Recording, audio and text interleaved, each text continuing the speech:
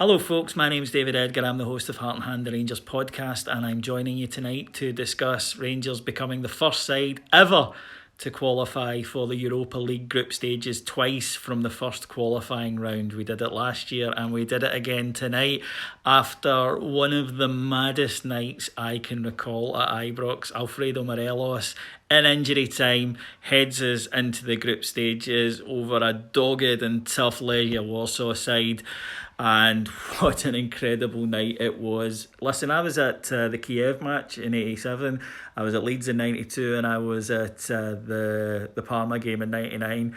That was up there tonight. That was an incredible atmosphere. Obviously, there were a lot of eyes and ears on the Rangers support tonight, and there were fears even from within the Rangers support that maybe that would have an effect on the atmosphere tonight. The atmosphere was brilliant, it was sensational, and nobody could have any complaints about the Rangers songs. If they do tonight, then fuck them, because Rangers fans were asked not to sing certain songs and we didn't, but by God did we get behind our team tonight from the first to the last, and we got over the line. And listen, the Legia Warsaw fans backed their team. They were wild, and of course that culminated in what was obviously a pre-arranged thing on the 70-minute mark, where all of a sudden, God knows how many smoke bombs went up. Their section looked as though it was ablaze, and the players actually had to stop for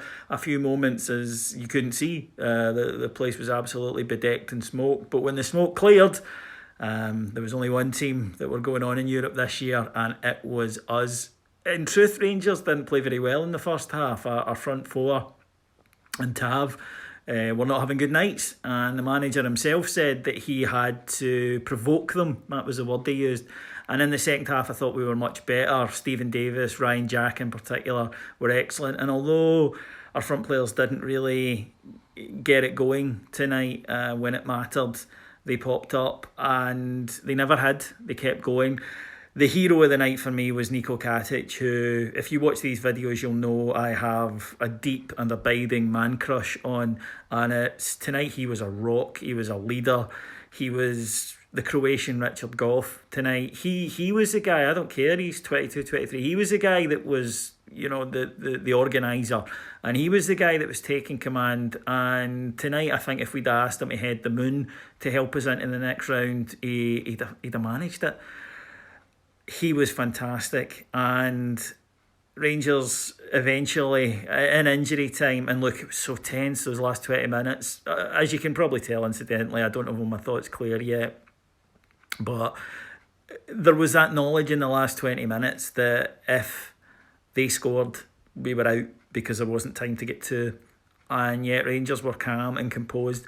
The gaffer sent on Jordan Jones for Scott Arfield, and he come up with a sumptuous ball. Honest to God, a ball that I just want to sit down on a plate with a baked potato and just take my time savouring it. Well, Alfie, he did. He got in the middle and he headed it home and headed us through. And the best thing about that was Alfie had missed a couple of chances earlier ahead on the first half in particular. He should have scored, and a couple of years ago the head would have gone down, but it didn't tonight, and he kept going. And then in a crazy last 10 minutes, the ref had announced 6 minutes of injury time. It got elongated. He was fantastic. He maybe didn't have the best 90 minutes before it, but Rangers' game management to get over the line was superb. And in the end, Rangers are through. And what does this mean for us? Well, financially, it's massive. But the achievement itself is huge. And Steven Gerrard, so early in his management career, has already achieved something very special with what he's done with this Rangers side. To get us there, we'd no right to get there last year. To be honest, it's a long shot to get there this year, and we've done it. And now we can look forward to some amazing matches and to be in an elite European competition where we belong, but after the last few years where we thought it might take us a wee while to get to. And it's fantastic. But I want to praise the players, I want to praise the management, well, praise them even. I'm losing my perspicacity. But I thought the fans tonight were sensational. from start to finish. Our backs were against the wall and we responded, and I think we pushed the team over the line tonight. I really do. And if you were at the game, I want you to give yourself a big pat on the back. In fact, go and get someone else to do it because you deserve it. You were superb, and those last 10 minutes or so will live with me for the rest of my life. It was utterly tremendous.